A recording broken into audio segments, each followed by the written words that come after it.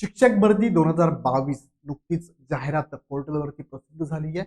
8 आणि 9 तारीख तुम्हाला जनरेट केलेले प्राधान्यक्रम लॉक करायचे आहे.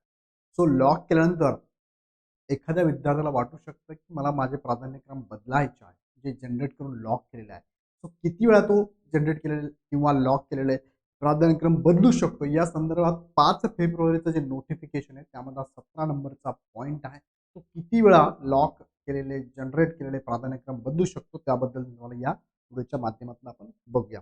बघा सिंपल तो 5 फेब्रुवारीचं हे नोटिफिकेशन आहे. त्यामध्ये 17 नंबरचा पॉईंट तुम्हाला सांगतो की हा उमेदवार साधारणतः 3 वेळा लॉक केलेले प्राधान्यक्रम बदलू शकतो. 3 पेक्षा पुढच्या टप्प्यावर त्याला प्राधान्यक्रम बदलता येणार नाही.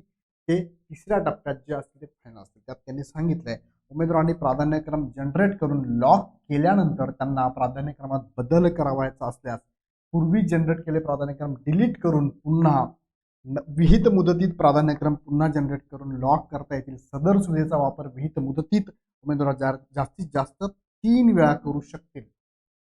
सबब उमेदवारांनी आपली अर्हता विचारात घेऊन काळजीपूर्वक प्राधान्यक्रम लॉक करावेत. म्हणजे तुमच्या अर्हतेनुसार तुम्हाला प्राधान्यक्रम द्यायचे. तुम्हाला जे प्राधान्यक्रम आले ते सगळेच द्यायचे आहे, पण जे प्राधान्यक्रम आलेले आहे ते तुमच्या अर्हतेशी निगडीत आहे का ते नीट विचार करून प्राधान्यक्रम द्या. कारण त्याच्या बाबतीत पण त्यांनी सांगितलेलं आहे टेक्निकल एरर येऊ शकतो तुमच्या प्राधान्यक्रम मध्ये. तुमचा विषय, तुमचं शिक्षण, डीएड, बीएड, पदवी, ग्रॅज्युएशन, पदव्युत्तर पदवी, 12वी किंवा विषय घेऊन तुम्ही केलेला आहे. तो त्यानुसारच तुम्हाला प्राधान्यक्रम द्यायचे. जर चुकीचे प्राधान्यक्रम तुम्ही दिले, चुकीच्या ठिकाणी निवड झाली तर याला सबब दोषी तुम्ही असणारे, तुम्ही अपात्र होऊ शकता. सो 3 वेळेस हे तुम्हाला जनरेट केलेले प्राधान्यक्रम बदलण्यास संधी आहे. सो हे लक्षात घेऊनच तुम्ही प्राधान्यक्रम ठरवा. तुर्तास मी इथे थांबतो. पुन्हा भेटूया नेक्स्ट व्हिडिओमध्ये.